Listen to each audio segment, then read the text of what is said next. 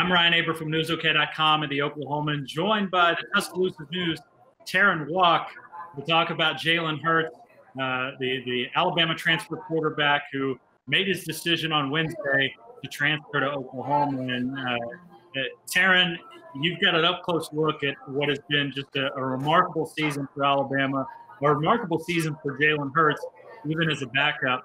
A lot of talk about the way that he accepted his role this year.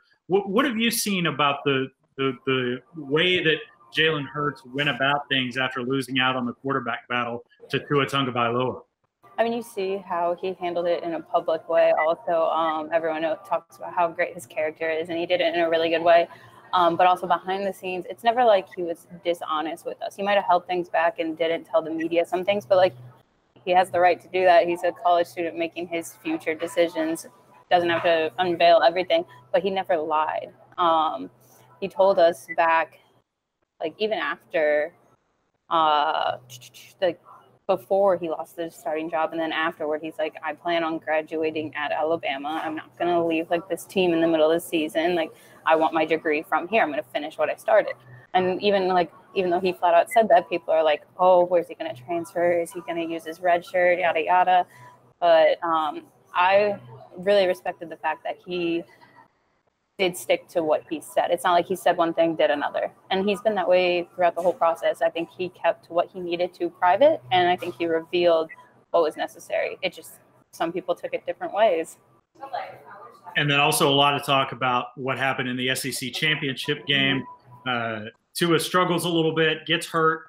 Jalen Hurts comes in, sort of like what happened in last year's national championship game, although that was just Jalen struggling, but immediately leads them on 2 touchdown drives and boosts them into the college football playoff. How much did that affect Jalen Hurts' legacy at Alabama? Oh, I think it did immensely. I mean, afterward you hear about like, we've always loved you and things like that, which there was never any negative talk about Jalen around Alabama, at least not among the fans and people like that. People may have criticized what they think that he should have done, but in the end, that's not their decision. The fans thought he did everything respectfully, as I said. And after the SEC, it was like, this is why he stuck to his word, and look how it paid off. Like everyone being down here is like, he kept true to himself, and okay, it works out. Everything works out for a reason and things like that. I actually wasn't at that game, so I was watching it in LA for the Wilder fight. It was like, what is going on? It's like the Natty reversed.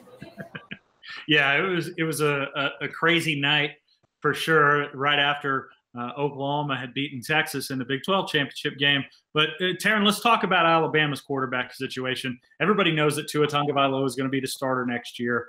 But how does the departure of Jalen Hurts, even though it was expected in many circles for a long, long time after the season, how does their quarterback depth shake up for next season? I think it's fine. They still have Mac Jones. Don't forget about him. I'm not sure he'll be the second string, but to his little brother, I think it's pronounced Tua Tagovailoa. You never know. Yeah, you got to get the Tagovailoa part. It's just the other part you got to get down. And then Paul Tyson is also coming in, and they're both good quarterbacks. So they could, I mean, you've seen Alabama and Nick Saban are not afraid to play a freshman. So they could start getting reps early on, depending on how Tua does. But yeah, Tua has the job, and he's coming back, obviously, along with every receiver he needs, basically. And on the Oklahoma side, it'll be interesting to see how things shake out behind Jalen Hurts. I don't think there's any doubt that Jalen Hurts right now is the presumed starter for the Sooners after he made the decision to come to Norman. But Austin Kendall is transferring where to is still up in the air a little bit. Sounds like West Virginia is a really good possibility for him. Tanner Mordecai is there behind him, a redshirt freshman who played in a couple games this year as a true freshman, but kept his redshirt status. And then there's Spencer Rattler, who is really the reason why Oklahoma brought aboard a guy like Jalen Hurts. Spencer Rattler's not going to be there until June, so they were concerned about his ability to be ready at the start of the season. That's why they pursued a graduate transfer, and specifically Jalen Hurts. But I think everybody assumes that Spencer Rattler is going to be Oklahoma's quarterback in 2020. So that's why Oklahoma went after Hurts. Terrin, back to you again. for Oklahoma, what can Oklahoma fans expect out of Jalen Hurts on the field? We've talked about the character issues. We've talked about, and I say issues, Issues. the positive character that he will add to this team, the leadership. But what about Jalen Hurts, the football player, Jalen Hurts, the quarterback? You can see he definitely has improved as a passer, and that was one of the critiques before Tua took over. Dan Enos really developed him and helped with like the little nuanced things. He's always been able to pick up yards since he's a bigger quarterback and is able to run and not afraid to get down and dirty. But actually, this will be good for Oklahoma people.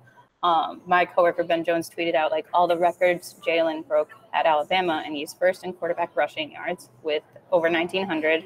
First in quarterback rushing touchdowns with 23, second in total touchdowns with 71, third in passing touchdowns with 48, and then like there's like 8 more things.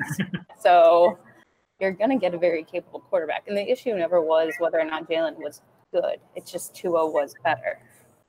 Yeah, and I think it'll be interesting to me to see how Lincoln Riley adjusts his offense to mold around what Jalen Hurts' strengths are. You talked about the running ability, but people sort of forget, I think, about his passing ability a little bit, just because, one, how great Tua was this year, and two, Baker Mayfield and Kyler Murray, he's going to get compared to those two, and that's a really hard comparison for anybody, much less Jalen Hurts. But that's something that I'm looking forward to this season. Oklahoma starts the season August 31st against Houston.